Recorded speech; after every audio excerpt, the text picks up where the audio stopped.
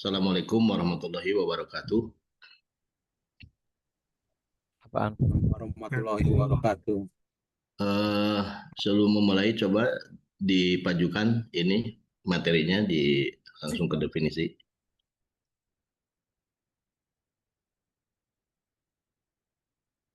Ya, Bapak Ibu, helpdesk dan semuanya, saya ingin memastikan sebelumnya apakah bisa mendengar suara saya. Bisa, Pak. Bisa, Bapak. Kuping. Jadi secara Aman, Pak. teknis, terima kasih. Alhamdulillah. Ya, terima kasih. Bisa, Pak. Dengan Sambil secara jelas. teknis nanti saya videonya muncul. Yang pertama, ketika kita membicarakan tentang karakter, karakter itu identitas, dan masing-masing kita mesti punya identitas, baik identitas sebagai laki-laki ataupun identitas sebagai perempuan. Kejelasan jenis kelamin, kurang lebih begitu. Nah, mata diklat kali ini ingin menegaskan agar para akademisi memiliki identitas itu, identitas sebagai akademisi. Al-alamah la tukhdaf dalam istilah orang Arab. Identitas itu tidak boleh hilang, mesti dimiliki. Jadi akademisi, identitas sebagai akademisi, ekonom, identitasnya sebagai ekonom, dan profesi-profesi lain. Nah, untuk memiliki identitas itu ada dua nilai yang sangat berpengaruh dalam pembentukan identitas, yaitu agama dan budaya. Studinya secara umum tentang agama, tentang budaya, tapi secara khusus nanti sebagai sampel saja, saya akan turunkan agamanya agama Islam dan budayanya budaya Sunda. Itu sebagai kasusnya lah gitu. Tapi teori besarnya agama dan budaya. Kalau kita mencari apa perbedaan antara agama dan budaya, orang sering menyebut agama itu langitan, budaya itu membumi. Agama memiliki kitab suci. Semua agama memiliki kitab suci. Sedangkan budaya itu berasal dari filsafat dan pengalaman. Misalkan Bapak Ibu, kita salah satu contoh sederhananya, filsafat berkembang di Eropa. Yang pertama, filsafat humanisme. Manusia bisa mengatur dirinya dan mengatur alam. Kemudian dari humanisme itu, manusia bisa mengatur dirinya dan mengatur alam. Dengan apa mengatur diri dan mengatur alam itu? Yaitu dengan akal. Maka berkembanglah rasionalisme. Kemudian rasionalisme sering dihadapkan dengan fakta-fakta yang sama-sama rasional. Misalkan ketika anak busur dilepaskan atau panah dilepaskan dari busurnya, pertanyaannya, anak panah itu diam atau bergerak? Dijawab diam karena memang benda mati. Yang bergerak itu adalah benda yang bernyawa. Tapi disebut bergerak karena berpindah dari satu titik kepada titik yang lain. Maka disebut juga bergerak. Jadi dua-duanya sama-sama rasional. Maka kemudian yang diterima adalah empirisme yang ada buktinya. Kemudian dari empirisme berkembang menjadi scientific method, metode ilmiah. Nah, ini berdasarkan dari pengalaman dan filsafat. Kemudian perilaku manusia juga kadang-kadang dipengaruhi dari pengalaman pendahulunya, yaitu dari nenek moyangnya, cara bercocok tanam, cara menyelenggarakan upacara adat, cara berbicara, cara makan, dan lain sebagainya. Agama itu kebenarannya mutlak, absolut. Ya, setidak-tidaknya diyakini oleh penganut agamanya. Sedangkan budaya bersifat relatif, jadi bisa berubah-berubah sesuai dengan tuntutan dan kemajuan zaman yang ada. Kemudian agama itu berlaku universal, kecuali beberapa agama etnik ya. Seperti Konghucu itu agama etnik untuk etnik tertentu. Tetapi agama yang disebut agama samawi, agama yang tidak etnik itu bersifat universal, berlaku untuk seluruh. Sedangkan kalau budaya itu bersifat parsial, berlaku di suatu entitas tertentu, komunitas tertentu, atau masyarakat tertentu. Kemudian agama itu dikembangkan oleh seorang nabi atau rasul. Nah, nabi itu membawa berita, rasul itu adalah messenger Allah atau messenger Tuhan, messenger God, utusan Tuhan. Nah, kemudian Kalau di budaya itu ada puun. Puun itu namanya kepala suku lah, kurang lebih begitu. Ini peta dasar, ferensi, dan diferensi, persamaan serta perbedaan agama. Ini perlu dipahami dulu secara objektif, ya, secara dasar-dasar ini, karena memang ini yang menjadi persoalan kehidupan berikutnya. Itu di era sekarang komunitas agnostik ya yang menyatakan manusia bisa mengatur dirinya dan mengatur alam, agnostik yang mengenal Tuhan bukan dari agama karena mereka tidak mengaku beragama. Mereka menyebutnya eh, tidak tidak mengakui bahwa agama itu terdiri dari komponen ini, komponen-komponen dasar. Nah, ya dilanjutkan, coba kita lihat berikutnya betapa nanti agama dan budaya itu memberikan pengaruh-pengaruh yang signifikan dalam kehidupan. Kita lihat pada slide berikutnya.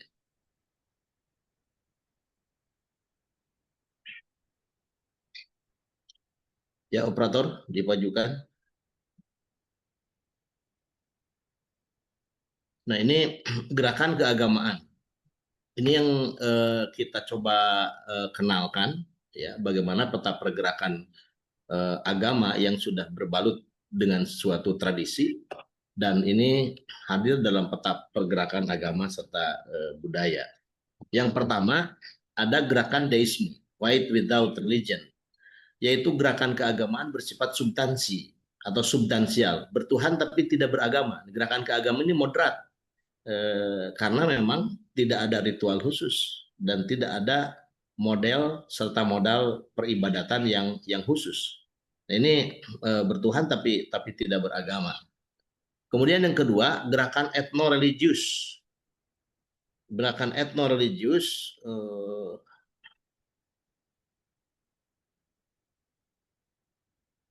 etno-religius itu gerakan formalisasi agama dalam bentuk ekstrim yang dihubungkan dengan primordialisme kesukuan. Gerakan keagamaan ini cenderung kurang moderat.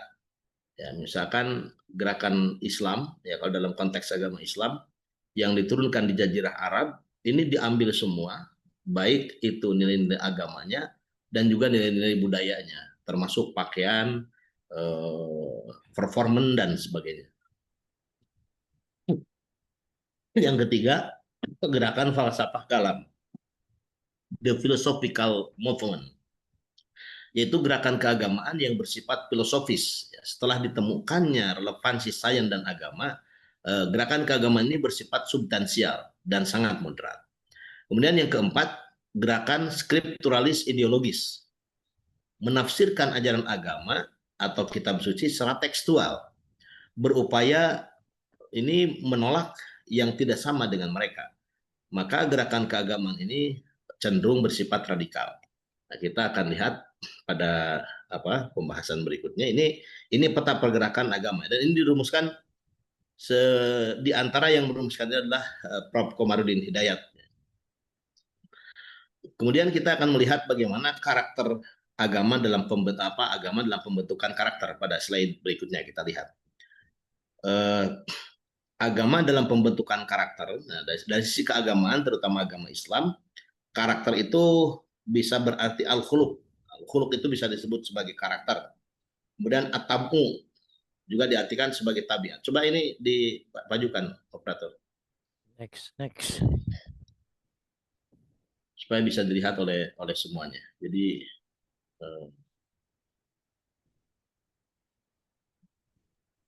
operator coba dipajukan, dipindahkan slide-nya kalau tidak dipajukan bahasa lainnya.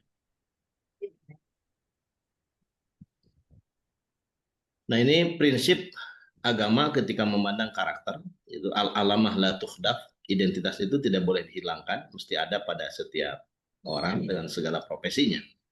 Dan al-alamah la tukhdaf itu, identitas tidak boleh dihilangkan.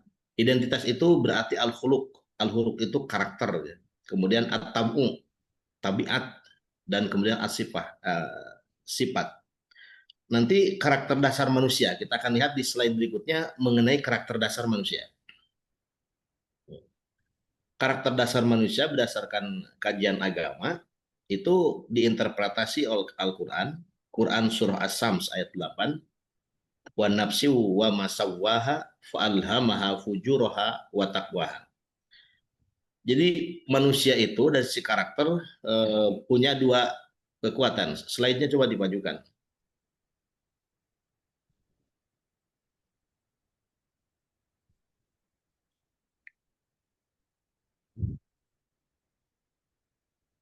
Ya, agak cepat coba operator. Ikuti ini penjelasan saya, berikutnya juga dipindahkan itu supaya. Falhamaha fujuraha wa taqwaha. Maka Allah mengilhamkan kepada jiwa itu jalan kefasikan dan ketakwaan. Jadi pada jiwa manusia itu ada dua nilai karakter, yaitu nafs fujur, ya, jiwa bersifat tidak baik, wa taqwaha, dan jiwa bersifat baik. Maka pada setiap kita itu memiliki dua karakter itu. Nah, sehingga dijelaskan oleh para ulama ahli tasawuf dari ayat isyarat ayat ini, itu manusia itu pada bagian tengah memiliki nafsul insaniyah, jiwa kemanusiaan. Jiwa kemanusiaan itu bersifat fluktuatif, bisa turun menjadi nafsul bahimiyah, wujudnya manusia tapi jiwanya jiwa binatang, maka perilakunya seperti binatang. Melakukan kebaikan ketika ada yang mengawasinya, tidak melakukan kebaikan juga karena malu atau takut. Persis seperti jiwa binatang. Kalau ada orang baik-baik, nah ini bayangkan kalau akademisi punya nafsul bahimiyah, dia baik karena sesuatu dan dia tidak berani berlaku tidak baik karena sesuatu. Nah, kemudian dari nafsul bahimiyah ini jatuh pada nafsul syaitoniyah, jiwa setan. Nah, maka dalam Al-Quran, setan itu bukan sifat, tetapi zat. Setan itu sifat, setan itu sifat, bukan zat. Karena zatnya setan itu minal jinnati wa nasi, dari bangsa jin dan juga bangsa manusia. Nah, dari nafsul insaniyah, jiwa kemanusiaan itu, kalau menjadi manusia baik dan istiqomah dalam kebaikannya, itu bisa naik pada nafsul mulukiyah, jiwa kemalaikatan, yang la yang sunallah ma amarahum wa yaf'aluna ma yu'marun. Bagaimana jiwanya malaikat? Jiwa malaikat itu akan cenderung taat dan tidak akan pernah bermaksiat. Dari nafsul mulukiyah ini bisa naik pada jiwa yang lebih sempurna, yang disebut dengan nafsu rububiyah, jiwa ketuhanan atau nafsul uluhiyah.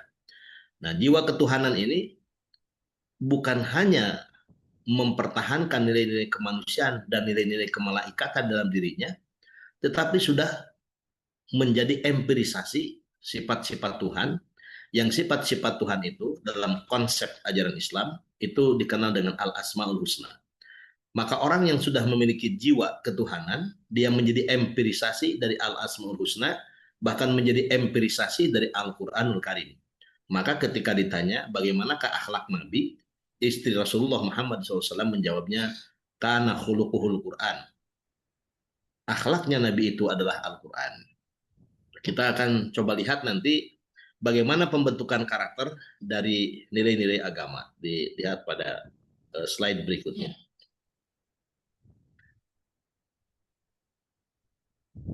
Pada slide ini kita bisa melihat implementasi Al-Asmaul Husna sebagai karakter. Nah, ini karena ada hadis yang menyatakan takhallaqu bi akhlaqillah, berakhlaklah dengan akhlak Allah. Itu hadis menyatakan berakhlaklah dengan akhlak Allah, sekaligus dipertegas dengan ungkapan dalam hadis lain, wa tasifu bi sifatillah, wa takhallaqu bi akhlaqillah. Bersifatlah dengan sifat Allah, berakhlaklah dengan akhlak Allah. Yang sifat Allah itu ada dalam Al-Asma'ul Husna yang 99. Misalkan Allah itu Ar-Rahman, Ar-Rahim. Allah itu Maha Pengasih dan Penyayang, maka dia menjadi pribadi yang pengasih dan penyayang kepada sesama makhluk Tuhan. Kemudian ini dipertegas juga oleh Al-A'raf ayat 180. Walillahil asma'ul husna fad'uhu biha. Jadi Allah itu punya nama-nama yang baik, maka berdoalah dengan nama-nama yang baik itu, dan nama yang baik itu adalah 99. Sehingga orang kalau bersifat dengan sifat Allah, berakhlak dengan akhlak Allah, minimal dia menjadi empirisasi nama-nama Allah yang tersantum dalam Al-Asmaul Husna, dalam Al-Asmaul Husna, atau dia menjadi empirisasi dari kandungan Al-Qur'anul Karim. Kita lihat pada slide berikutnya.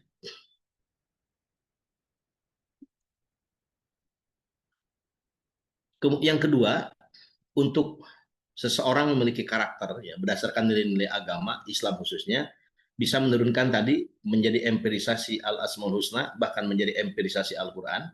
Yang ketiga, implementasi sifat Nabi, atau dia menjadi empirisasi dari sifat Nabi. Ini ditegaskan dalam Al-Ahzab ayat 33. Laqad kana lakum fi Rasulillahi uswatun hasanah. Nabi itu menjadi top model kepada kita dengan nilai-nilai kebaikan yang dimiliki oleh Nabi. Yang sifat wajib pada Nabi itu sedikitnya ada 4, yaitu sidik, integriti. Maka ketika seorang punya integritas yang baik, sesungguhnya dia telah menjadi empirisasi dari sifat Nabi. Yang kedua, tablik, transparansi, atau mampu mengkomunikasikan ide-ide, gagasan-gagasan, dan pikiran-pikirannya. Dalam hal ini, sifat tablik itu menjadi wajib pada akademisi, karena seorang akademisi harus mampu mengkomunikasikan gagasan, ide, dan pikiran-pikirannya, baik secara lisan maupun secara tulisan. Bahkan sekarang dengan publikasi ilmiah atau publikasi ilmiah. Kemudian amanah, accountability, mesti terpercaya. Dari seorang yang tidak dipercaya, sebagus apapun gagasannya tetap tidak akan dipercaya. Tapi sesederhana apapun gagasan dari seorang yang terpercaya akan tetap diperhatikan orang. Ini pentingnya amanah. Bahkan maaf, saya tidak bermaksud menghinakan profesi. Konon kabarnya ketika kita memahami kasus Ali bin Abi Thalib yang bisa dikalahkan secara politik oleh Muawiyah bin Abi Sofyan. Muawiyah itu anaknya Abu Sofyan, dan Abu Sofyan itu adalah trio Abu pada masa awal-awal Islam, Abu Jahal, Abu Lahab, dan Abu Sofyan. Kalau Abu Jahal, Abu Lahab sudah tiada, maka Abu Sofyan masih ada dan menjadi orang yang masuk Islam dan memberikan pengaruh signifikan dalam dunia Islam. Jadi dari seorang anak politisi itulah lahir Muawiyah. Maka Muawiyah ketika berebut kekuasaan dengan Ali ini sebutlah sebagai tipe akademisi. Ali secara kecerdasan intelektual sangat cerdas, karena kalau kata Nabi, kalau aku gudangnya ilmu, Ali adalah pintunya. Tapi dalam perebutan kekuasaan, Ali kalah oleh Muawiyah, anak seorang politisi hebat itu. Kenapa? Karena kaidahnya, kabarnya akademisi itu boleh salah tapi tidak boleh bohong. Tapi politisi dalam konteks Ali ya, itu boleh bohong tapi tidak boleh salah. Maka karakter Ali yang sangat cerdas itu dikalahkan oleh seorang Muawiyah dengan kecerdasan politiknya. Ini Ali tentu merawat nilai-nilai amanah, diantaranya tidak mau khianat. Nah, Bapak Ibu sekalian, kemudian kita akan lihat slide berikutnya, dipajukan lagi. Nilai Islam permulaan di Madinah. Nah, ini bisa saja umat Islam itu punya karakter ya, nilai-nilai Islam yang ditanamkan di Madinah, dan ini dasar pembentukan karakter masyarakat Madinah. Ya, hadis ini disepakati oleh para alim ulama hadis, ini hadis pertama yang dikutip dari pernyataan Nabi ketika sesampainya di Yasrib atau di Madinah Al-Munawwarah.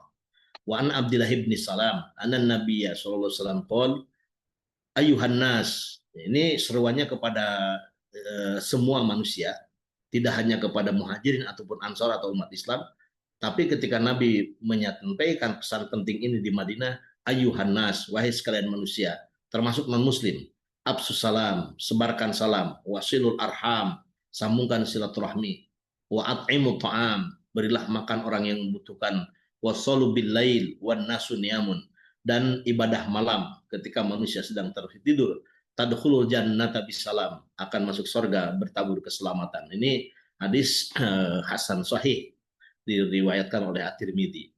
Nah, ini nilai-nilai yang disampaikan oleh Nabi itu ada 4 ya ketika awal dakwah Nabi di Madinah. Yang pertama absus salam atau peaceful salam, menebarkan salam kepada setiap orang. Maka Islam punya ajaran ketika sholat dimulai dengan takbir, artinya hablum minallah, dan mengakhirinya dengan salam, artinya membangun hablum minanas. Kemudian wa'atid mut'am, berbagi pada sesama atau giving useful. Kemudian wasilu arham, bersilaturahmi atau brotherhood. Ya. Kemudian disebut juga network, friendly kepada setiap orang. Kemudian sholat malam itu artinya mengasah dan mengasuh dunia spiritual. Ini 4 karakter ini kalau melekat pada diri kita, kita akan sukses menjadi masyarakat modern, yaitu masyarakat Madinah yang suka memberikan keselamatan, gemar berbagi, suka membuat jaringan dengan siapapun secara luas dan terbuka. Maka di Madinah itulah kita mengenal ada yang disebut dengan hablum minallah, hablum minanas, ada yang disebut dengan berbagai macam jenis kafir, ada termasuk kafir dimi. Maka ketika Nabi dan para sahabat diprovokasi oleh seorang sahabat atau oknum sahabat untuk membunuh seorang pendeta dan merusak tempat peribadatannya, merah pada muka Nabi dan menyatakan di hadapan sahabat itu, man ada dimian fakod adani, kata Nabi, siapa yang menyakiti, melukai kafir dimi, maka sama dengan melukaiku Muhammad Shallallahu Alaihi Wasallam. Betapa indah persahabatan Rasulullah. Bahkan jauh dari itu, ketika Nabi migrasi dari Makkah ke Yathrib, menetap di Gor Sur, di Guha Sur yang ada di Makkah Al-Mukarramah, itu Nabi bersama Abu Bakar Siddiq ketika masuk ke Guha Sur itu, burung yang bertelur pun tidak terganggu dengan kehadiran Nabi, jaring laba-laba pun tidak rusak dengan kehadiran Rasulullah dan Abu Bakar Siddiq. Maka ini yang disebut dengan rahmatan lil alamin, menebarkan cinta kasih dan kasih sayang kepada sesama. Jangankan kepada musuh yang sama manusia, hewan, air, tumbuh-tumbuhan pun tidak rusak dengan kehadiran Nabi. Karena fungsinya sebagai khalifah di bumi ini yang berlaku bukan hanya khalifah untuk manusia, tapi juga seluruh makhluk ciptaan Allah Subhanahu wa Ta'ala. Next.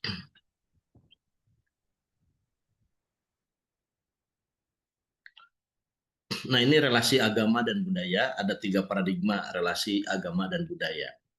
Di sini sekali lagi kita sudah masuk pada kasusnya yang diceritakan adalah agamanya agama Islam dan budayanya budaya Sunda. Ibu bapak yang agamanya berbeda bisa gunakan agamanya sebagai contoh kasus berikutnya dan menggunakan budaya meskipun bukan budaya Sunda untuk dijadikan sebagai kasus berikutnya.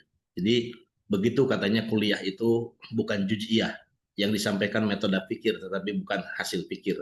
Nah, saya coba ingin menyampaikan metode pikir. Kalaupun ada hasil pikir, ini salah satu contoh yang diriset saja oleh saya. Relasi keislaman dan kesundaan. Yang pertama paradigma sekularistik. Pemisahan antara agama dan budaya, budaya dari agama. Karena dasar teorinya begini. Di paradigma sekularistik ini, pola relasi bejana dengan bejana. Islam sebagai ajaran langit diturunkan di Jazirah Arab oleh seorang nabi. Sedangkan Sunda sebagai etnik dengan ajaran bumi diturunkan di Nusantara oleh kepala suku atau puun. Mengawinkan keduanya suatu yang tidak mungkin. Relasi ini menghasilkan ekspresi keberagamaan, nyunda tidak nyantri atau nyantri tidak nyunda. Dia kuat keislamannya tetapi budayanya nir, atau kuat budayanya tetapi jauh kabedug anggang kadulag, ya tidak begitu komitmen dengan keislamannya. Nah, gerakan ini bersifat etno-religius, yaitu pengentalan formalisasi agama dan etnik dalam bentuk ekstrim yang dihubungkan dengan primordialisme kesukuan. Nah, kita lihat paradigma yang berikutnya, ini paradigma sekularistik. Yang kedua paradigma integralistik. Next, coba. Nah, di paradigma integralistik ini justru sebaliknya, penyatuan Islam dan Sunda. Pola relasi air dengan air. Nah, dipahami bukan lagi pola relasi bejana dengan bejana, tapi di sini isi bejana. Berbicara relasi air dengan air. Sunda sebagai air, agama Islam sebagai air. Dilihat dari sisi ajarannya. Islam sebagai ajaran dan Sunda sebagai ajaran. Sunda dibaca bukan sebagai etnik, tapi sebagai ajaran. Ya, seperti kita membahas Barat, Barat bukan dalam arti manusianya, negara tertentu, etnik tertentu, tapi value-nya, nilai-nilai yang diamalkan oleh mereka. Nah, pola relasi ini, paradigma ini berkesimpulan bahwa mengamalkan ajaran Sunda sama dengan mengamalkan ajaran Islam. Sunda mah sudah Islam sebelum Islam. Ya, misalkan gerakan ini bersifat deistik, fight without religion. Paham agama yang mengutamakan substansial dan mengabaikan ritus juga simbol keagamaan dan kebudayaan secara formal. Itu di eh, tradisi akademik itu ada hasil riset oleh seorang orientalis namanya Maurice Bucaille, yaitu Islam, Quran, Bible, dan Sains. Ini bagaimana perhatian dua kitab suci ini tentang sains. Jadi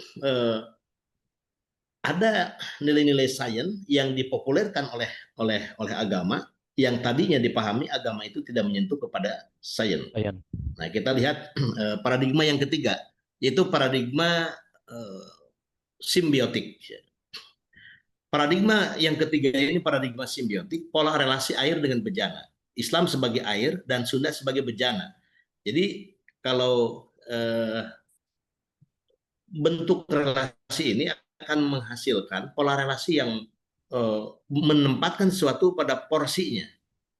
Ya, Sunda sebagai budaya, Islam sebagai ajaran agama. Maka paradigma ini memposisikan Islam sebagai ajaran dan Sunda sebagai etnik penerima ajaran. Pola ini menghasilkan relasi Islam dan Sunda ibarat gula jeung amisna. Gula jeung amisna itu gula dengan manisnya. Gula sebagai Sunda dan manisnya sebagai Islam. Setiap gula pasti manis, tapi tidak setiap manis itu gula. Senyum ibu bapak juga manis, tapi kan tidak bisa pakai kopi kemudian diseduh jadi air kopi. Setiap Sunda pasti Islam, tapi tidak setiap Islam itu Sunda. Gerakan ini dikenal sebagai falsafah kalam atau Theophilosophical Movement, gerakan keberagamaan bersifat filosofis serta menemukan relevansi Islam dengan Sunda baik sebagai ajaran maupun sebagai etnik. Nah, saya membaca fenomena Konghucu. Konghucu itu agama etnik, ya. Baru kurang lebih 2 tahun sekarang diakui sebagai agama di Cina, tapi lebih dulu dinobatkan sebagai agama di Republik Indonesia oleh Kiai Haji Abdurrahman Wahid atau Gus Dur.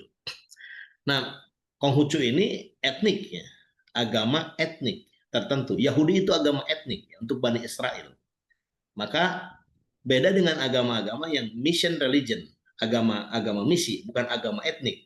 Biasanya mengatasnamakan agama untuk seluruh alam. Nah, ketika disebut agama untuk seluruh alam, maka itulah agama misi atau mission religion. Nah, kepentingannya adalah bagaimana mengajak orang lain untuk menganut agama yang diyakininya. Nah, itu nanti bedanya. Nah, Bapak Ibu sekalian, maka untuk menjadikan nilai-nilai agama sebagai karakter di 3 paradigma ini pada prinsipnya bisa memposisikan agama sebagai sebuah karakter. Tapi yang paling mendekati dalam kajian kita adalah paradigma simbiotik. Paradigma simbiotik itu paradigma yang menempatkan agama butuh budaya, budaya butuh agama, nanti menghasilkan karakter yang dipengaruhi oleh nilai-nilai agama. Maka disebutnya kulturisasi nilai-nilai agama. Bagaimana mengkulturkan nilai-nilai agama. Betapa di Nusantara ini atau Nuswantara ini hebat jika dibandingkan dengan orang lain. Umpamanya dalam konteks Islam. Arab jahiliyah berubah menjadi Arab Islamiyah karena ada Islam. Eropa berjaya di seluruh dunia karena ada filsafat. Nah, lebihnya di Indonesia itu kita belajar filsafat dari Barat secara serius, yang seharusnya menghasilkan para filosof yang bisa menyelesaikan persoalan-persoalan hidup dan kehidupannya. Kita juga belajar agama dan mengamalkan agama begitu komitmen seperti masyarakat Arab, Jazirah Arab, penerima agama itu. Ditambah kita juga punya kearifan budaya. Jadi mestinya dengan nilai-nilai filsafat, nilai-nilai agama, kemudian nilai kearifan budaya yang ada di Nusantara, mestinya kita lebih memiliki karakter yang istimewa. Karena Eropa hanya oleh filsafat saja, Jazirah Arab hanya dengan Islam saja, sedangkan kita dengan filsafat iya, dengan agama iya, ditambah ada kearifan budaya. Jadi seharusnya kita menjadi bangsa yang lebih hebat, lebih kuat, dan lebih banyak memberi manfaat dalam kehidupan dunia ini. Okay, next. titik temu nilai-nilai keislaman dan budaya kesundaan dalam paradigma simbiotik. Ini saya gunakan paradigma yang terakhir, paradigma simbiotik. Kasusnya dilihat pada 3 hal. Pertama, dimensi individual manusia. Yang kedua, dimensi sosial manusia. Dan ketiga, dimensi spiritual manusia. Maka ini yang nanti kita akan temukan lebih banyak persamaannya antara agama dan budaya dibandingkan dengan perbedaannya. Maka ketika kita mengamalkan agama tidak berakal, budaya kita juga seperti itu. Ketika mengamalkan budaya tidak merasa beban karena agama juga mengajarkan itu. Ini paradigma simbiotik ya, saling menguntungkan, saling melengkapi atau komplementer antara nilai-nilai agama dan nilai-nilai budaya.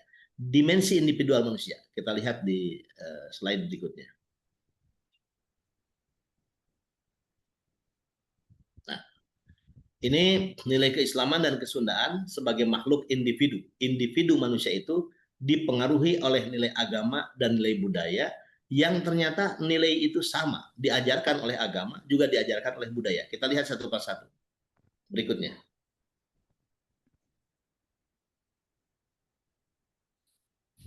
Next.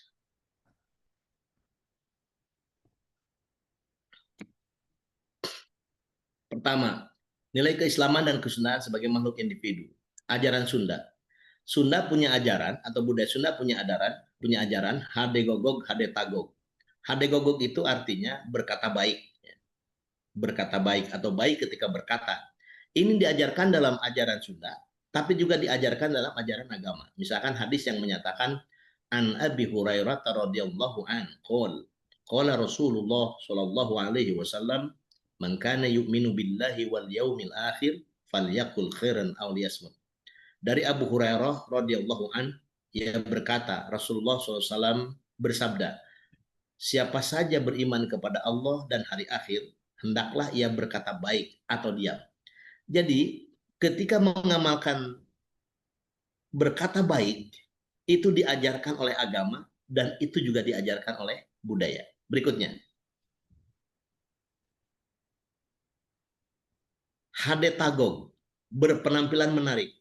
Sunda punya ajaran hade tagog, berpenampilan menarik. Bukan hanya baik, tapi menarik. Ini diajarkan dalam hadis, innallaha jamil yuhibbul jamal. Tidak akan masuk surga seorang yang di dalam hatinya terdapat kesombongan sebesar. Ada seorang yang bertanya, bagaimana dengan seorang yang suka memakai baju dan sandal yang bagus? Ini hadis sebelumnya. Beliau menjawab, innallaha jamil yuhibbul jamal. Sesungguhnya Allah itu indah dan menyukai keindahan. Nah, jadi ketika hadir tagog memperbaiki penampilan, itu diajarkan dalam nilai-nilai Sunda dan juga itu diajarkan oleh nilai-nilai agama. Selanjutnya, ini Sunda punya falsafah nyaur kudu diukur, nyabda kudu diugal. Segala perkataan harus dipertimbangkan sebelum diucapkan. Nah, ini artinya berkata benar. Dan ternyata ajaran berkata benar itu juga diajarkan oleh agama. Ini salah satu hadis yang menyatakan pentingnya berkata benar. Qala Rasulullah SAW, alaikum bisid, fa inna sidqa yahdi ilal bir, wa innal birra yahdi ilal jannah. Rasulullah SAW bersabda, wajib atas kalian berlaku jujur, karena sesungguhnya jujur itu menunjukkan pelakunya pada kebaikan, dan kebaikan itu menunjukkan kepada surga.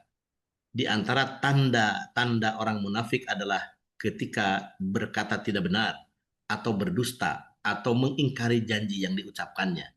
Jadi bagi kita yang beragama, berkata benar itu diajarkan oleh nilai-nilai budaya kita, dan itu pun diajarkan oleh nilai-nilai agama. Selanjutnya, next.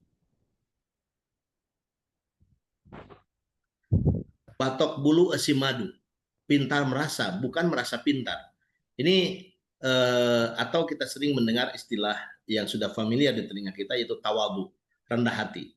Dan ajaran tawadu ini diajarkan oleh hadis riwayat Muslim nomor 2588, wa ma tawaddu'a ahadun lillahi illa rafa'ahullah. Tidaklah seorang memiliki sifat tawadu, rendah hati karena Allah, melainkan Allah akan meninggikannya. Kemudian yang keempat, ulah papadon loska kolong. Artinya jangan mudah berjanji kalau akan mengingkarinya. Maka ajaran budaya ini mengajarkan menepati janji. Al-Isra ayat 34. Wa aufu bil ahdi. Innal ahda kana mas'ula. Ini perintah untuk menepati janji dan setiap janji akan dimintai pertanggungjawabannya. Oke, next. Ini kemudian ajaran Sunda berikutnya, ulah bengkung bekasnya lahan. Konsistensi berperilaku sesuai dengan norma. Memiliki perencanaan yang baik. Dan rencana yang baik itu dalam hadis yang dinukil dalam kitab Dalilul Falihin itu diungkapkan dalam bab buniyah an amiril mu'minina Abi Hafsin Umar bin Khattab radhiyallahu anhu qala sami'tu Rasulullah sallallahu alaihi wasallam yaqul innamal a'malu binniyat. Sesungguhnya aktivitas tergantung kepada niat. Niat itu planning, perencanaan. Perencanaan yang baik lebih baik daripada pelaksanaan tanpa sebuah perencanaan. Ini penting-pentingnya niat. Nah, ini supaya punya perencanaan yang baik diajarkan oleh budaya, tapi juga diajarkan oleh agama. Betapa Bapak Ibu kita punya ajaran ini, ya bahkan sudah menjadi budaya di Barat sana, di Amerika, di Cina, di Eropa, manusia itu minimal punya rencana malam itu. Dia akan apa? Dia harus mempersiapkan malam itu sehingga pagi beraktivitas itu pelaksanaan dari apa yang sudah direncanakannya. Bahkan di Amerika, kalau punya rencana sesuatu sudah tentukan apa, mengerjakan apa, kemudian jam berapa, dan malam itu juga dia harus sudah booking ya, booking alat transportasi yang bisa terukur. Kalau misalkan jam 9 berangkatnya jam berapa, semuanya sudah terukur. Nah, sehingga aktivitas di negara maju itu kalau jalan kaki itu begitu cepat tuh, karena mengejar waktu, mengejar deadline, betapa disiplinnya mereka. Tapi kalau kita lihat perilaku di mall atau di mana bangsa kita, begitu leha-leha, begitu tidak terencana. Setiap hari tidak punya rencana. Sedangkan di negara-negara maju setiap saat dia punya rencana. Dan rencana itu adalah niat, betapa niat itu menjadi salah satu rukun dalam agama. Sampai-sampai tidak sah kalau tidak ada niatnya. Nah, ini pentingnya kita punya niat. Dan itu kalau para akademisi, niat itu satu semester misalkan dia akan ngajar, dia harus susun RPS. Artinya niat. Niat akan mengajarkan ini, niat menyampaikan ini, dengan siapa, pakai apa, bagaimana cara menyampaikannya. Nah, itu adalah mengamalkan nilai-nilai ini. Ketika menyusun rencana program studi dan lain-lain. Oke, next. Yang keenam, nu lain kudu dilainkeun, nu nya kudu dinyakeun, nu ulah kudu diulahkeun. Nah, itu ajaran berkata jujur. Alaikum bisid fa inna sidqa yahdil bir. Hadisnya sama. Kemudian ulah lali kana purwadaksina. Itu di ulah lali kana purwadaksina itu artinya jangan sombong.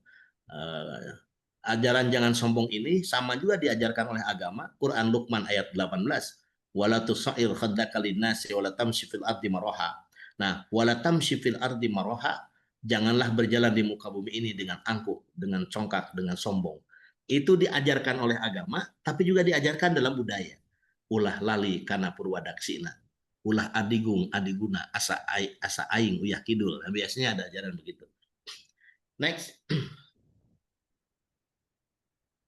Yang kedelapan, ulah gin dipikir belang bayah. Ini larangan berburuk sangka. Ulah gin dipikir belang bayah itu jangan berburuk sangka pada orang lain. Artinya tidak boleh suudon atau negative thinking. Dan ini juga diajarkan oleh agama. Al-Quran surah Al-Hujurat ayat 12. Ya ayyuhalladzina amanu jtanibu katsiran minadh-dhon inna ba'dadh-dhonni ism. Hai orang-orang yang beriman, jauhilah kebanyakan berpurba sangka, kecurigaan. Karena sebagian dari purba sangka itu adalah dosa. Ini bahkan kehebatan positive thinking atau berbaik sangka itu dari good thinking menjadi God thinking dan kemudian menjadi good feeling. Jadi feelingnya akan kuat. Orang yang husnudon itu feelingnya akan kuat. Tapi yang biasa suudon itu jadi bad thinking, pikirannya jelek. Oke, next. 9, kudu leles jejer lihat tali. segala perbuatan dan keputusan harus melalui pemikiran yang matang. Nah, ini artinya budaya mengajarkan berpikir matang. Al-Isra ayat 36, agama pun mengajarkan hal yang sama. Wala taqfu ma laisa laka bihi ilm. Innas sam'a wal basara wal fuad kulun ulaika kana anhu mas'ula. Dan janganlah kamu mengikuti apa yang kamu tidak mempunyai pengetahuan tentangnya. Sesungguhnya pendengaran, penglihatan, dan hati, semua itu akan dimintai pertanggungjawaban. Nah, ini kalau ada di antara ibu bapak yang baca buku Filsafat Pendidikan, karya Profesor Dr.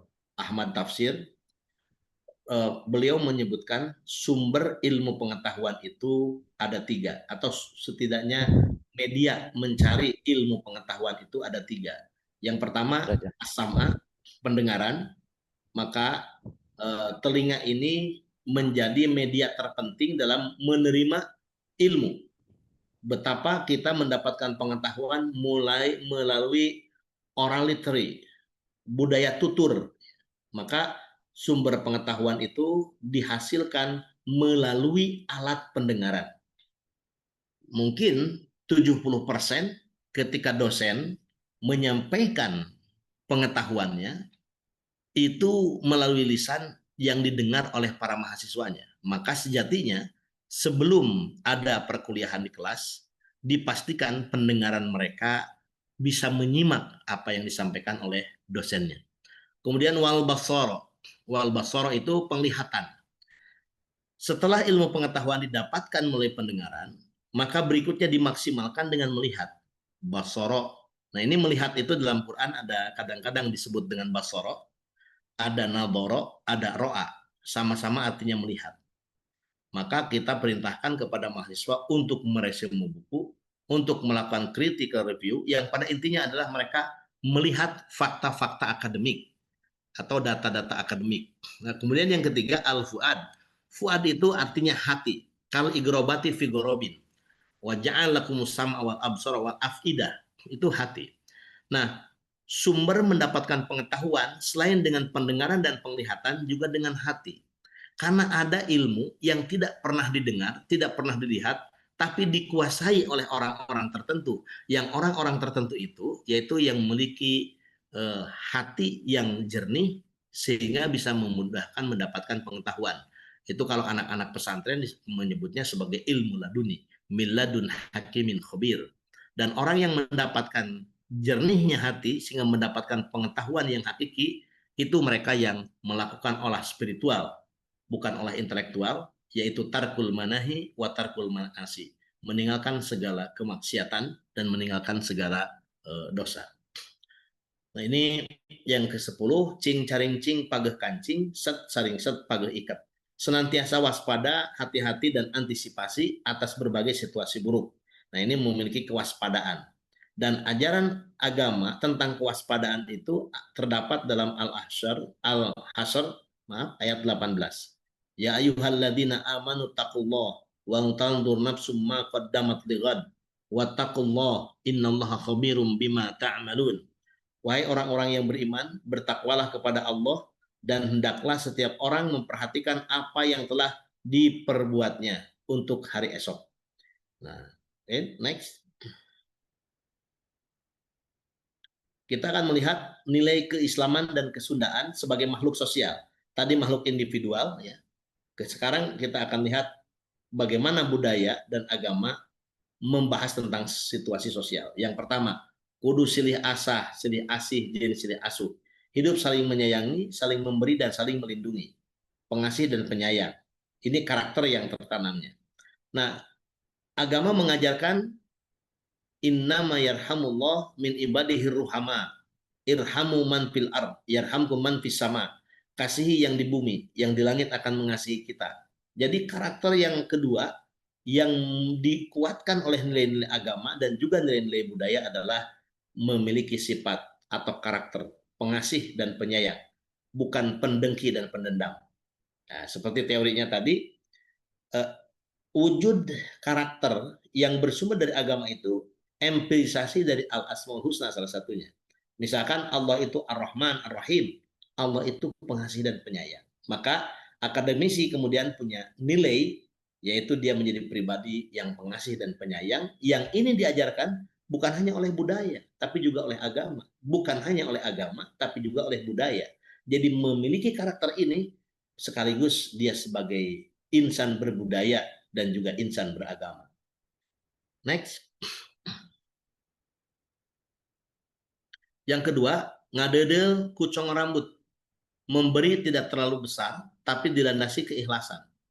Memiliki solidaritas, maunya membantu orang lain, meskipun bantuannya itu tidak seberapa. Ini jauh lebih baik dibandingkan tidak sama sekali, atau hanya tertawa di atas penderitaan orang lain. Ini tidak. Nah, ini diajarkan juga oleh agama. Man lam yahtam bi amril muslimin falaisa minhum. Barang siapa yang tidak peduli dengan urusan kaum muslimin, maka dia tidak termasuk dalam golongan mereka. Nah, kemudian yang ketiga, kawas gula jeung peut, hidup rukun berdampingan, saling menyayangi dan saling memberi manfaat. Nah, karakternya apa? Memiliki keakraban sosial atau friendly. Dan itu diajarkan juga oleh agama. Innamal mu'minuna ikhwatum fa aslihu baina akhwaikum wattaqullaha la'allakum turhamun.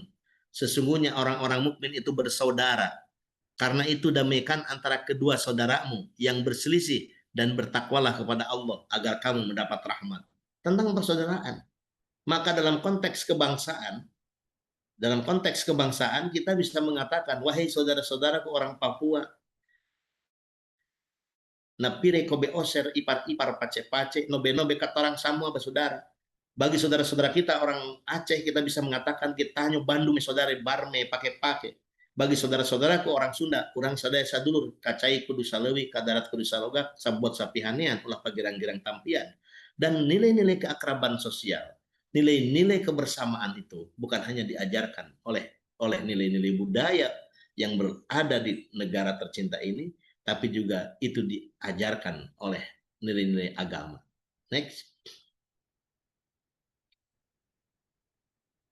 Yang keempat, ulah kawasena jeung ijuk. Ini menghindari konflik. Maka karakter berikutnya yang bersumber dari agama dan budaya itu adalah tidak suka konflik. Wala talmizu anfusakum wala tanabaju bil alqab. Bi'sal ismul fusuqu ba'dal iman. Wa man lam yatub fa ulaika humud dhalimun. Atau ayat lain yang populer itu wa'tasimu bihablillahi jami'a wa la tafarraqu. Bersatu padu, tidak boleh berseteru. Nah, ini jadi ketika kita menghindari konflik, termasuk konflik of interest, itu sudah mengamalkan nilai-nilai agama sekaligus mengamalkan nilai-nilai budaya. Yang kelima, ulah merebutkan balung tanpa esi. Janganlah berselisih tentang sesuatu yang tidak ada manfaatnya. Menghindari konflik of interest. Ini sangat penting, baik sebagai umat beragama ataupun masyarakat Republik Indonesia tercinta. Next.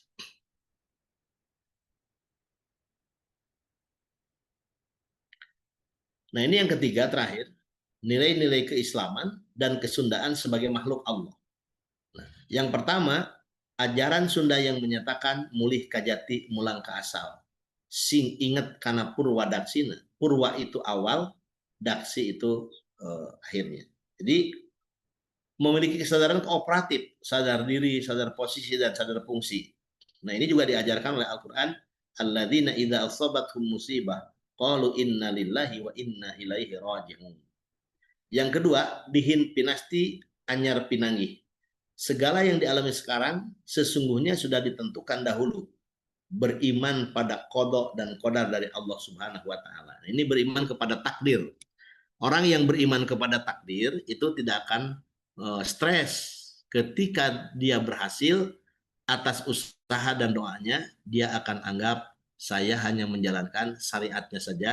Hakikatnya keberhasilan ini kehendak Tuhan, dikembalikan kepada Allah. Maka dia alhamdulillah. Tapi ketika gagal, saya sudah berikhtiar sesuai dengan batas-batas kemampuan saya, tapi belum tercapai. Itulah yang terbaik menurut Allah. Nah, kalau begitu pola hidupnya, datang musibat dia akan bersabar, datang kenikmatan dia bersyukur. Jadi tidak akan merasa jumawa ketika berhasil dan tidak merasa terhina ketika gagal. Next. Nimu luang tina burang, mendapatkan hikmah dari segala musibah. Pandai memetik pelajaran dalam setiap keadaan. Nah, ini memang yang bisa menafsirkan setiap keadaan, termasuk keadaan yang dirasa tidak baik itu, yaitu para akademisi. Mayusibul muslim minasabin wala wasabin wala hammin wala haznin wala adhan wala ghamin hatta syaukati yushakuha illa kafarallahu biha min khotoya. Nah, jadi ketika ada musibah, bencana, rasa sakit yang dirasakan, itu sesungguhnya kafarallahu biha min khotoya, merupakan kafarah, merupakan penghapus, merupakan cara Allah menghapus dari segala dosa dan kesalahan. Pandai memetik pelajaran dalam setiap keadaan. Yang keempat, kurucilah kentel pejit, mengurangi tidur dan makan. Ini namanya isti'anah. Itu Al-Baqarah 153, Allah menyatakan, ya ayyuhalladzina amanu sta'inu bis-sabri was-shalah, innallaha ma'as sabirin. Nah, kurucilah itu artinya sholat malam, was-shalah, sedangkan kentel pejit artinya berpuasa. Ini harus menjadi karakter bagi akademisi. Kalau yang beragama Islam, diusahakan bisa puasa Senin, puasa Kamis, dan malamnya qiyamul lail atau tahajud. Nah, itu kalau itu dilakukan, itulah bentuk permohonan seorang hamba kepada kholiknya, dan itu yang disebut dalam konsep budaya Sunda, kurucileh kentel pejit. Next. Eling tan pangeling rinasuk jajat tumehing pati. Memegang teguh keyakinan sampai mati memisahkan. Nah, ini konsisten dalam berakidah, berkarakter. Negara maju di Asia, misalkan Cina, maju tapi tidak meninggalkan dan menanggalkan budayanya. Jepang maju dengan semangat Bushido-nya, tetapi juga berhasil mempertahankan budayanya. Nah, negara-negara yang tidak memiliki akar budaya yang pasti dari awal, malah membentuk budaya yang dia kembangkan di dunia. Nah, kita sudah kaya dengan budaya, tinggal kita mempertahankan nilai-nilai itu sampai mati memisahkan. Next.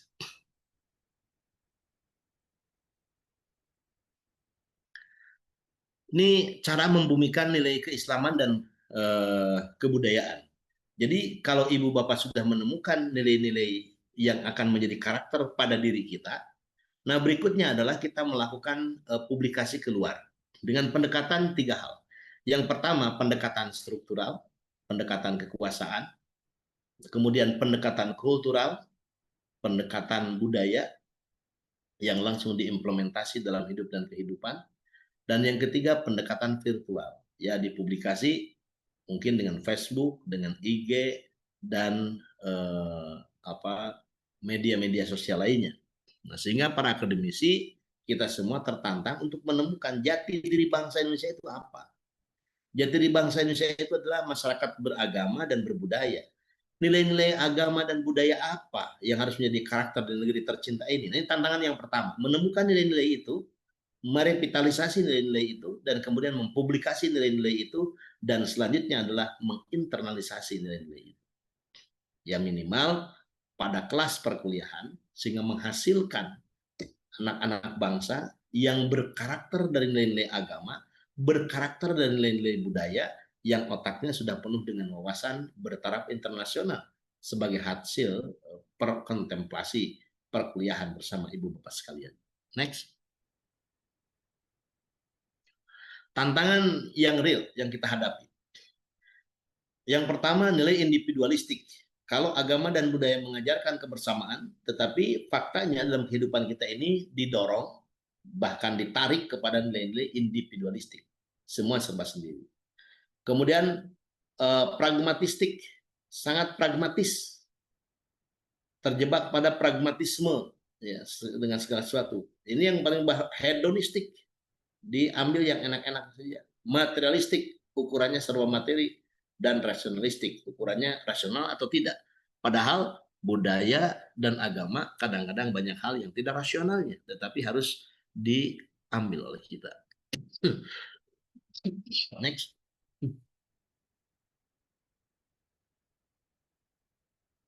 Tahap internalisasi nilai dimulai dari mana? Yang pertama dari individu.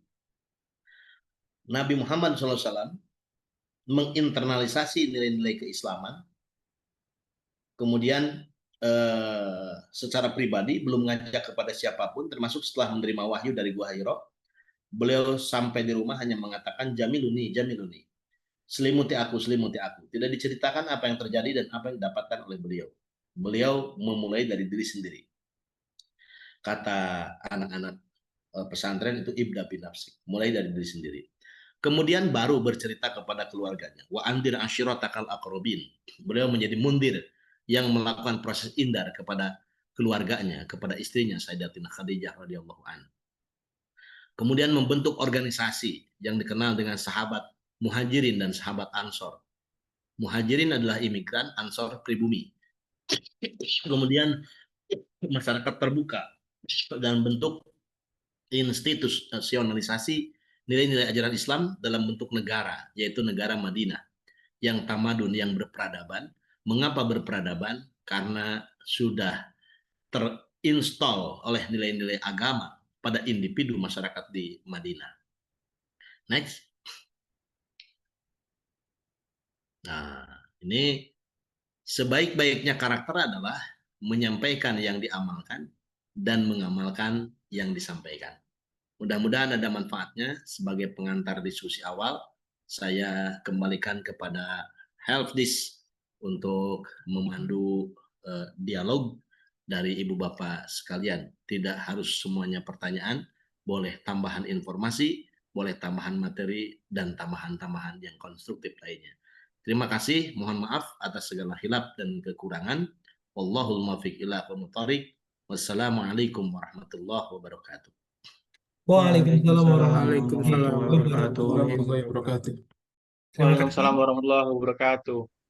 terima kasih Pak Dr. Haji Tata Sukayat MAG sudah memaparkan materi agama dan budaya sebagai dasar pembentukan karakter dan etika profesi pendidik. Untuk Bapak dan Ibu yang ingin bertanya, silakan raise hand terlebih dahulu. Seperti biasa, saya coba dari layar kemudian beralih ke sana ya. Saya persilakan terlebih dahulu Ibu Rita Sri Silvia. Silakan Ibu, dari mana? Baik, terima kasih sebelumnya Pak telah memberikan kesempatan kepada saya. Perkenalkan, saya Rita Sri Silvia Pamuji dari Universitas Majalengka, tentunya dari Majalengka. Yang saya tanyakan ini menarik sekali nih karena ada agama dan juga budaya ya Pak. Tapi yang jadi pertanyaan saya lebih ke arah budayanya, karena kan yang kita tahu Universitas Pasundan juga salah satu universitas swasta yang menjadi role model lah ya. Nah, apakah budaya ini sangat mempengaruhi kinerja universitas, Pak? Mungkin cukup pertanyaan dari saya. Terima Ya, kasih. terima kasih Bu Rita. Mangga Pak. Oke. Satu-satu berarti Pak Ya Badi Pak, ya. biar maksimal. Yang pertama, Ibu dari Majalengka, Wilujeng Sumping, gabung di Jum. Mugia sehat walafiat, margi masih. Alhamdulillah, amin. Nuhun, Bapak. Pertama, orang itu bergerak dipengaruhi oleh beberapa faktor. Yang pertama, dipengaruhi oleh faktor budaya. Bahkan sebelum ke budaya, dipengaruhi oleh faktor lingkungan alam. Mengapa orang Mekah di era jahiliyah begitu keras, begitu tegas, asadu kufra wa nifaqo? Karena alamnya berat. Mereka harus nomaden, berpindah dari satu tempat ke tempat yang lain. Di situ ada mata air, di situ ada rumput menghijau, di situ ada kehidupan. Tetapi akan dirampas oleh kabilah lain. Terjadilah perang pertumpahan darah, maka pedang yang akan berbicara sebagai panglima tertinggi. Nyawa yang dipertaruhkan. Dan itu dunia maskulin. Karena dunia maskulin, peran perempuan begitu sedikit. Karena begitu sedikit, maka perempuan tidak begitu dikehendaki dalam sebuah kelahiran jenis kelamin perempuan. Tetapi beda di Madinah. Kenapa orangnya lebih berperadaban sehingga Nabi memilih hijrah ke Madinah atau ke Yasrib?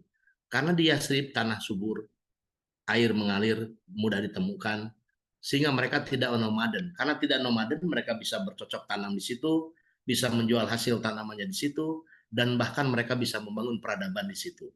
Sedangkan di Makkah, mereka harus nomaden, harus berpindah dari tempat ke tempat yang lain, maka tidak terbangun sebuah peradaban. Alam bisa membentuk karakter. Orang yang lahir di daerah panas, cuacanya dengan di dingin itu akan berbeda. Yang lahir di pesisir pantai dengan di pegunungan itu karakternya pasti berbeda. Dengan alam saja kita terpengaruh. Islam turun di Eropa, mereka sholat pakai kaos kaki, pakai jas, pakai dasi. Islam turun di Mekah pakai jubah. Tapi Islam turun di Yogyakarta pakai belangkon, pakai batik, dan pakai sarung untuk sholatnya laki-laki. Berpengaruh. Itu yang kedua, orang itu dipengaruhi dengan nilai-nilai agama. Maka agama menjadi hal penting dalam memberikan pengaruh kehidupan. Sehingga kalau saya baca teori paradigma antara agama dengan negara, itu dalam paradigma simbiotik itu agama butuh negara, negara butuh agama. Mengapa negara butuh agama? Karena yang bisa menjamin masyarakatnya tertib, teratur, dan soleh itu hanya nilai-nilai agama. Padahal negara bisa membangun ketika masyarakatnya tertib dan soleh. Tetapi agama pun butuh negara, karena ketika terjadi perbedaan pemahaman tentang pikiran-pikiran keagamaan dan pengamalan keagamaan, kalau dibiarkan itu bisa menjadi konflik kemanusiaan, maka dibutuhkan wasit yang adil, dan wasit yang adilnya itu adalah negara yang harus hadir. Nah, karena itu pasti budaya itu memberikan pengaruh. Nah, dan yang lain budaya memberikan pengaruh, agama memberikan pengaruh dalam perilaku. Misalkan di paguyuban Pasundan, spirit nilai-nilai kesundaan itu memberikan pengaruh signifikan dalam perilaku secara akademik. Sopan santun, anu anom kanu sepuh, murid kanu janten guru, murang kalih ka ibu ramana, itu sangat terasa. Tidak diajarkan langsung, tetapi ketika sentuhannya budaya mengajarkan itu, maka merawatnya adalah sesuatu yang menjadi keharusan atau keniscayaan. Misalkan kita punya moto juang, ya, sekaligus tertuang di visi misi di Universitas Pasundan, mencetak manusia yang SDM-nya itu punya 3 kekuatan. Yang pertama, luhung ilmuna, jembar budayana, pengkuh agamana. Nah, ini luhung ilmuna kecerdasan intelektual, jembar budayana kecerdasan emosional, dan pengkuh agamana kecerdasan spiritual. Nah, ini mudah-mudahan nilai-nilai ini bukan hanya kita sering dengar dan sering bicarakan, tetapi menjadi semangat pembentukan sumber daya manusia ideal itu yang 3 tadi, luhung ilmuna, jembar budayana, pengkuh agamaan. Kinten-kinten gitu Teh Rita, hatur nuhun. Begitu Ibu Rita ya. Ya, hatur nuhun Bapak. Terima kasih Pak Adi. Monggo. Karena memang kebetulan sekarang disertasi saya tentang kinerja universitas swasta, Pak. Pengaruhnya dari budaya gitu. Nuhun. Ya. Selanjutnya Pamuk Hijab. Pamuk Hijab mendengar suara saya? Iya, saya Silakan Pak. dengar. Ya, Assalamualaikum warahmatullahi wabarakatuh. Waalaikumsalam. Ustaz Tata, kenalkan saya Muhijab dari Universitas Widya Mataram, Yogyakarta. Pertama, setelah mendengar penjelasan Ustaz soal paradigma simbiotik, saya sedikit confused pemahamannya antara simbiotik dan sinkretik.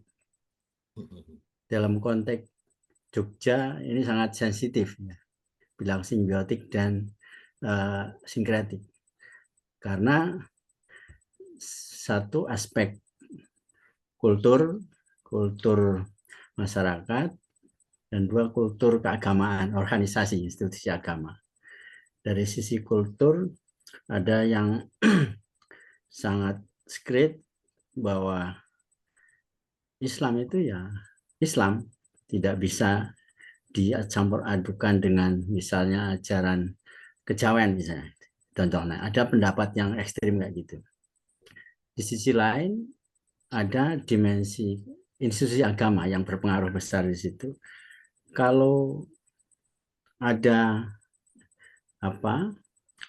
persentuhan antara kultur budaya dengan agama, yaitu namanya nanti bid'ah sinkretik gitu. Saya ingin sedikit mendapat penjelasan untuk menjembatani konfusisme saya. Jadi menjembatani kekacauan pemahaman saya di situ. Itu saja dari saya. Terima kasih, Ustaz. Ya. Terima kasih Pak Mujab dari Yogyakarta. Ya memang kalau membaca Yogyakarta, Bali itu akan sulit membedakan antara simbiotik atau sinkretik ya, baik dengan Islam ataupun agama lain. Ya, saya belajar sedikit tentang sinkretisme di dunia Islam ya atau di agama lain. Itu sinkretis itu lebih kepada paradigma yang kedua, paradigma integralistik. Di Sunda itu dulu Mama Endang Saifuddin Ansori menyatakan ngamalkeun Sunda teh sarua jeung ngamalkeun Islam. Nah, akhirnya kesimpulannya diklaim tanpa reserve bahwa semua yang ada di Islam adalah Sunda, semua yang ada di Sunda adalah Islam. Sampai-sampai Nabi Muhammad itu mengimplementasikan nilai-nilai kesundaan. Jadi kebetulan etniknya Arab menjadi Nabi, tapi yang diamalkan nilai-nilai Sunda. Apa maksudnya dari omongan Mama Endang Saifuddin Ansori dulu itu? Ingin menyatakan supaya Islam itu jangan asing di kalangan masyarakat Sunda. Sampai disebutkan orang mah geus Islam, memang Islam. Sampai-sampai diperkuat dengan beberapa fakta, misalkan Islam itu mengajarkan tauhid, artinya monoteisme. Dulu keyakinan dasar orang Sunda itu juga monoteisme, yaitu meyakini Tuhan yang satu. Nah, kemudian beberapa kelakuan manusia sebelum Islam di Arab itu nggak ada mengajarkan seperti yang diajarkan oleh Rasulullah. Balabah someha dekasemah, misalkan untuk memuliakan tamunya. Kita sudah punya dari dulu. Maka yu'minu billahi wal yaumil akhir fal yukrim dhaifahu. Siapa yang beriman kepada Allah dan hari akhir, memuliakanlah tamunya. Jadi konon kabarnya orang Sunda yang belum Islam dari dulu sudah punya amalan-amalan itu. Nah ini akhirnya menghasilkan sinkretisme. Tapi kalau simbiotik, dia tidak secara total ya mengklaim bahwa itu sama dengan Sunda atau Sunda sama dengan Islam. Ada proses akademik ya, dipilah-pilah dan ada pijakan-pijakan teorinya yang kemudian secara bertanggung jawab bisa menunjukkan secara objektif mana referensi dan mana diferensinya, mana persamaannya, mana perbedaannya. Ini yang kadang-kadang belum terjadi dan menurut saya ini PR besar buat para akademisi terutama yang concern pada bidang ini. Misalkan kalau kita belajar teori antropologi yang diajarkan di semua kelas sarjana, tapi kita belum bisa membaca ritus dan ritual yang dilakukan oleh leluhur kita dalam budaya yang kadang dibalut dengan agama. Tetapi ini maknanya apa? Pesan-pesannya itu. Misalkan budaya syukuran laut dengan memotong hewan tertentu, kemudian kepalanya dibuang ke laut. Kalau kita tanya ini musyrik loh, menyembelih hewan tidak atas nama Allah dan untuk keperluan tertentu itu udah musyrik dan tidak boleh dimakan dagingnya. Tapi mereka masih punya dalil enggak musyrik. Ini budaya bukan agama. Nah, di situ mensekularisasi. Bahkan dianggap itu adalah ibadah. Ngancap, kemudian kalau mantra-mantra selama ada penyebutan nama Allah atau Rasulullah itu masih bisa dipakai. Misalkan beberapa mantra itu diakhiri dengan la ilaha illallah Muhammad Rasulullah.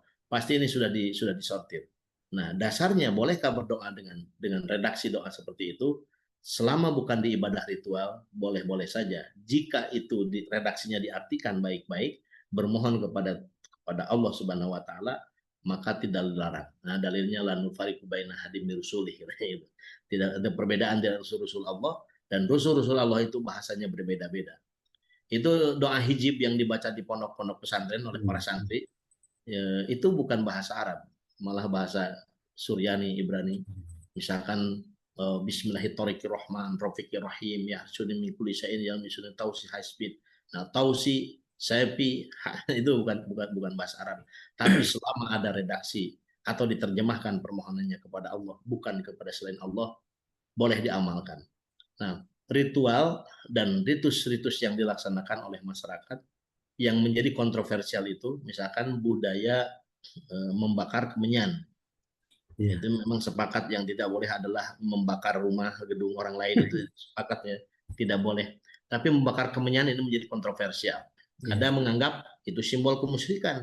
Ada yang menganggap ini bukan musyrik, ini merawat tradisi nenek moyang kami, leluhur kami sejak dahulu. Ini adalah bentuk hablum minal alam. Nah, kemungkinan itu kalau diteliti dengan pendekatan antropologi, ada makna dan simbol yang bisa diurai dari situ, baru kita akan menemukan nanti baik atau tidaknya. Itu kalau Gus Muafiq kan concern tuh ceramahnya membahas itu. Ya pasti tidak menerima semua meskipun tidak menolak semua. Allahu alam, Pak Muhijab. Iya, terima kasih. Sami-sami, Sun. Diskusi lanjut nanti. Ya. Terima kasih. Begitu ya, Pak Mukijab. Selanjutnya kita ke kolom chat, Pak. Apakah kebenaran mutlak tersebut dipandang pada perspektif agama masing-masing, dan bagaimana menjembatani perbedaan perspektif ini mengingat seseorang harus menggunakan standar yang kita sebut sebagai pedoman? Gitu, Pak. Dari Simamora, silakan. Ya. Kalau kajian-kajian Gus Dur, Cak Nur yang juga dilanjutkan misalkan Abu Yasakur ya, itu enaknya itu kenapa ceramah-ceramah Cak Nur, Gus Dur dan Buya Sakur itu diterima oleh semua agama. Semua orang di dunia yang beragama, yang bertuhan, yang baik-baik itu punya peluang masuk surga. Saya kalau melihat negara-negara maju, masa sih orang begini ke neraka gitu. Jadi kalau pemahaman Buya Sakur misalkan yang dekat, ya kalau dia komitmen mengamalkan nilai-nilai kebaikan, Islam juga mengakui fama ya'mal misqala dzarratin khairan yarah, fama ya'mal misqala dzarratin syarran yarah. Ya masih ada bagian surga dengan coupling yang berbeda-beda. Nah tapi ini diskusi seperti ini kalau keluar di luar masyarakat akademik itu kontroversial dan bisa saja kita dituding sebagai sekuler, antek Yahudi gitu ya keluarnya begitu. Tapi Alpha Edison dari sisi amil solihat, kecuali amanunya kita tidak tahu, saya tidak menyebut Alpha Edison itu konsep amanunya salah atau benar. Tapi amilus solihatnya dia menjadi orang yang menemukan listrik dengan kemanfaatan yang luar biasa. Dari si amilus solihatnya ini mestinya dia punya tempat yang baik juga, istimewa. Nah amanunya itu. Nah ini kalau kajian moderasi beragama bukan toleransi ya, tapi moderasi beragama, hal-hal seperti itu tidak tabu lagi. Semua agama benar. Ya mesti itu tadi kalau disebut semua agama benar agama masing-masing sama juga dengan menyebut semua agama salah. tidak bermasalah. Nah jadi dalam konteks kebangsaan ya bukan keislaman, dalam konteks kebangsaan mesti kita katakan semua agama benar ketika umatnya komitmen mengamalkan agama dan ajarannya masing-masing. Ini juga diungkapkan oleh Undang-Undang Dasar 45. Jadi mendorong bagaimana penganut agama masing-masing komitmen dalam penghayatan dan pengamalan agama dengan asumsi ajaran agama itu mengajarkan benar semua. Itu satu. Yang kedua, bagi saya umat Islam dalam konteks ya keislaman, ya agama yang benar itu Islam, maka orang yang benar adalah yang komitmen mengamalkan nilai-nilai keislaman. Nah itu misalkan diisyaratkan makana Ibrahimu Yahudian wala Nasranian walakin kana hanifan muslim. Nabi Ibrahim itu seorang muslim, tetapi muslimnya beda dengan kita. Bukan Yahudi dan juga bukan Nasrani. Nah, sebab Pak teologis yang satu itu. Nah, saya coba kaji prinsip moderasi beragama, ternyata ingin menciptakan harmoni. Seperti orang masuk ke rumah makan Padang misalkan ada 4 orang. Yang seorang ketika sudah di rumah makan Padang itu makan nasi dengan kikil. Yang satu dengan ayam pop. Yang satu dengan menu yang lain sesuai dengan pilihannya masing-masing. Duduk di meja bersama, makan sesuai menu pilihan masing-masing tanpa mengganggu. Pada prinsipnya, moderasi beragama itu ingin menciptakan orang itu tenang beribadah sesuai agama dan keyakinannya tanpa saling menyalahkan. Nah, tapi ya dari sisi agama masing-masing, kalau punya kesimpulan itu disebut berakidah samar-samar, tidak jelas. Karena kebenaran hanya satu. Yang lain salah. Yang salah jangan dibiarkan, dibina atau bahkan dibinasakan. Tapi kalau punya pikiran seperti itu, ekspresi keagamaan di kita seperti itu, maka akan disebut sebagai agama yang radikal. Tapi kalau menganggap semua agama benar, maka dia akan dianggap berakidah samar-samar. Nah, ini problemnya di situ. Maka Prof. Nazarudin Umar, ya, Menteri Agama sekarang, itu lebih menyetujui redaksi bukan moderasi, tapi toleransi. Kalau toleransi itu memang prinsip dasar teologisnya adalah lakum dinukum waliyadin. Untukmu agamaku, untukku agamaku, jadi masing-masing mengamalkan itu. Nah, itu Pak yang bisa saya respon dengan pertanyaan tadi dengan jawaban yang jauh, semoga bisa didekatkan oleh penanyanya sendiri. Terima kasih. Ya, terima kasih Pak. Selanjutnya kita ke layar. Pak Sabar, sudah sabar menanti pertanyaan selanjutnya. Silakan Pak Sabar dari Unisal, dari prodi apa boleh Pak? Silakan Pak Sabar. Boleh di mute, di mikrofonnya dibuka.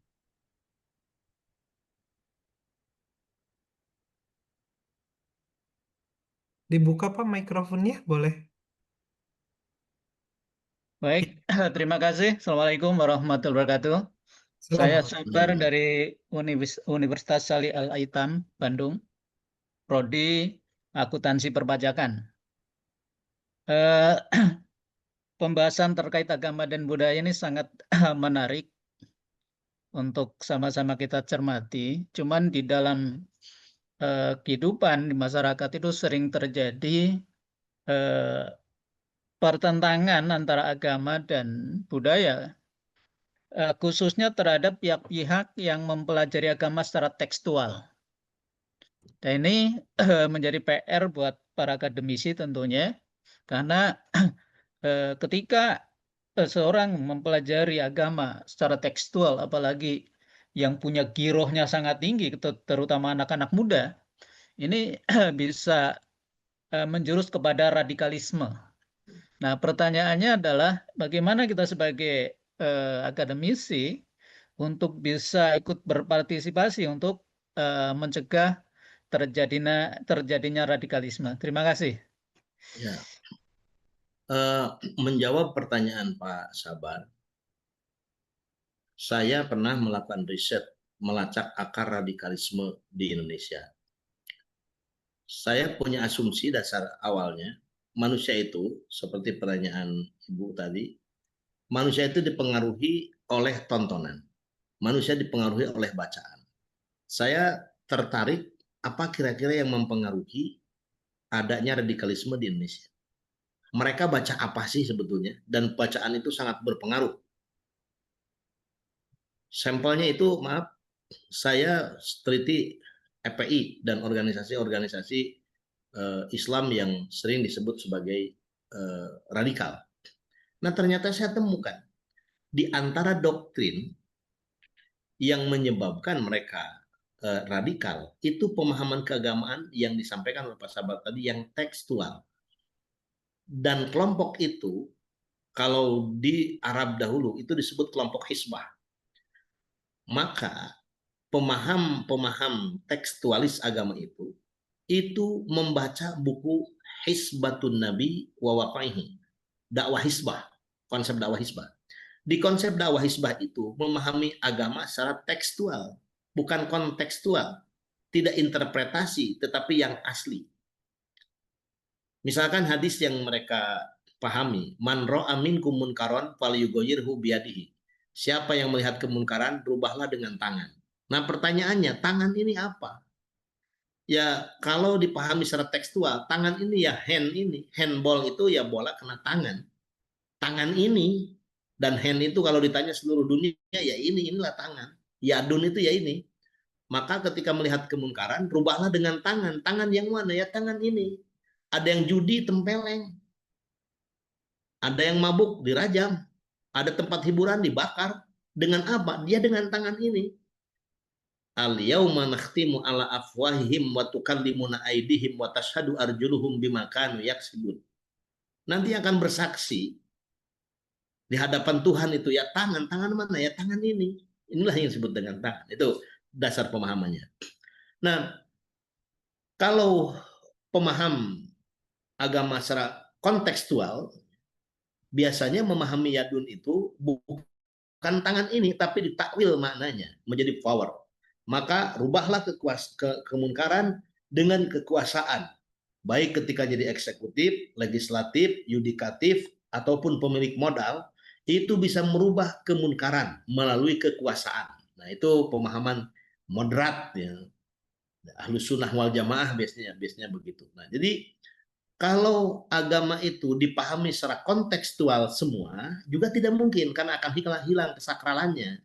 Nantinya seperti bercandaan anak-anak mahasiswa yang masih malas ibadah. Buat apa saya sholat? Saya kan tidak melakukan perbuatan keji dan munkar. Buat apa sholat? Sholat kan untuk ingat Allah. Saya sudah ingat Allah, buat apa sholat? Jadi karena substansial tadi itu. Tidak semuanya dipahami secara kontekstual semua. Juga tidak bisa dipahami secara tekstual semua. Maka harus ada porsi mana yang tekstual, mana yang kontekstual.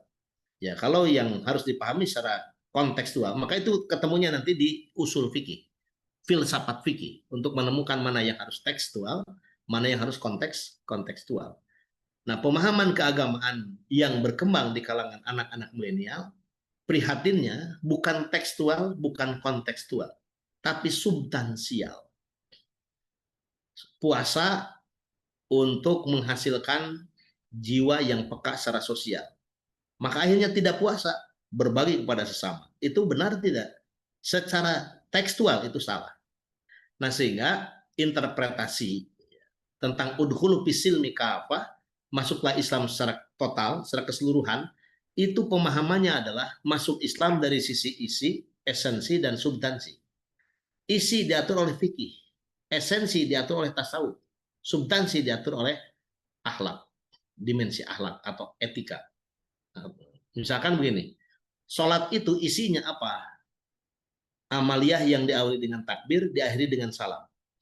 Ini isi sholat, diatur oleh fikih, kajian fikih, cara sholat, pergerakan sholat, bacaannya, ini fikih. Ini harus diamalkan. Yang kedua, substansi, aqimus sholah lidzikri, tegakkan sholat untuk ingat kepadaku. Ini torikoh. Yang punya konsep ini torikoh. Nah, tidak bisa ingat Allah tanpa sholat. Orang sholat aja belum tentu ingat Allah. Nah, kemudian substansi, ini dimensinya dimensi akhlak. Tanha anil fahsai wal munkar, mencegah perbuatan keji dan perbuatan munkar. Jadi cukup dinyatakan orang yang tidak sholat mengklaim tidak melaksanakan perbuatan keji dan perbuatan munkar, malah ketika tidak sholat sesungguhnya dia telah berbuat keji dan munkar menurut perspektif Allah Subhanahu wa taala, Rabbul Alamin. Saum isinya ya diatur oleh fikih. Nanti hakikat saum itu untuk ingat kepada Allah, itu di dunia torikoh, dan substansinya nanti menghasilkan jiwa-jiwa yang lebih peka secara sosial. Nah, ini baru kalau sudah tersentuh isi, esensi, dan substansi, itulah yang mengamalkan prinsip udkhulu fisilmi kafah, masuk Islam secara total, tidak secara parsial. Seperti kuliah itu kan kulun, jami'un mani'un, universal, integral, yang menghasilkan metode fikir, bukan menyampaikan hasil pikir. Hasil pikir itu juz'iyah, masih parsial. Nah, itu levelnya level siswa yang bertemu dengan gurunya, maka diposisikan murid itu seperti gelas kosong yang diisi dengan air. Sedangkan kuliah itu jami'un mani'un, universal, ya, tidak parsial. Maka dosen ketika kuliah menyampaikan metode fikir, bukan hasil pikir. Terima kasih respon saya, Pak Sabar. Ya, begitu ya, Pak Sabar. Terakhir barangkali sekali lagi mohon maaf Bapak dan Ibu karena keterbatasan waktu. Ya, ini sudah pukul, sebentar lagi, 7 menit lagi akan berakhir Bapak dan Ibu pada materi ini. Ada satu pertanyaan terakhir dari kolom chat, mohon maaf kalau salah, Zuriyah. Assalamualaikum, Bapak, bisa nggak saya bertanya? Sebentar ya Bu ya, mohon maaf ya. Dari kolom chat dulu, Zuria dari Universitas Syahid. Dalam menghadapi budaya kerja modern yang kadang bertentangan dengan nilai spiritual dan budaya lokal, bagaimana cara kita menjaga keseimbangan antara profesionalisme dan nilai keislaman? Ya, Pak Agus. Pak Adi, rumah Pak Adi, maaf benar. Oh, Iya, Ya. ini pertanyaannya dari kolom chat. Dalam menghadapi budaya kerja modern yang kadang bertentangan dengan nilai spiritual dan budaya lokal, bagaimana cara kita menjaga keseimbangan antara profesionalisme dan nilai keislaman? Begitu, Pak. Ya, Islam itu mengajarkan profesional. Pasti yang diajarkan SOP profesionalisme itu juga diajarkan oleh Islam. Saya sih punya pikiran yang sangat sederhana. Pokoknya yang itu baik pasti diajarkan Quran dan hadis meskipun belum ketemu ayatnya dan belum ketemu hadisnya. Sesuatu yang baik pasti diamalkan Quran dan hadis. Pasti itu Pak tadi.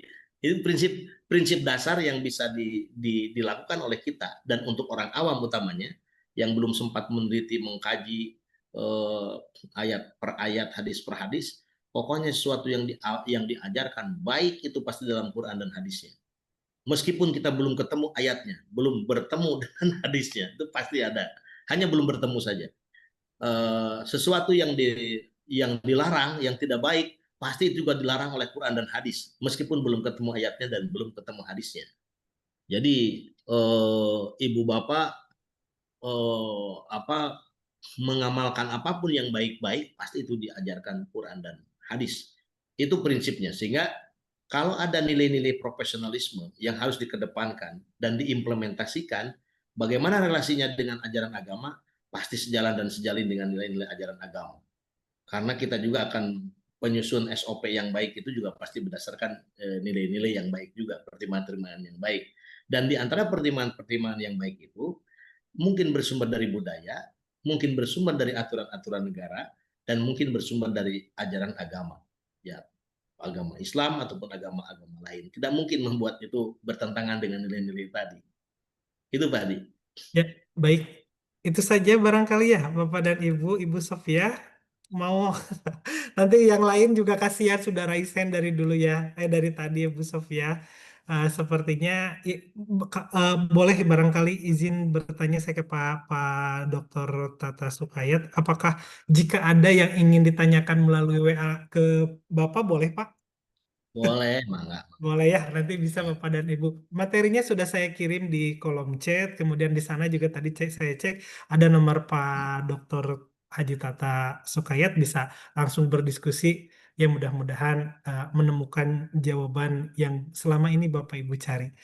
Begitu ya. Terakhir barangkali Pak, closing statement terkait materi yang barusan disampaikan terkait agama dan budaya sebagai dasar pembentukan karakter dan etika profesi pendidik. Silakan Pak. Ya, pendidik yang baik adalah yang berkarakter. Karakter bersumber dari agama masing-masing dan bersumber dari budaya yang berada dalam kehidupan berbangsa dan bernegara kita. Kalau belum bisa mengajak orang lain berkarakter, minimal kita berkarakter sendiri.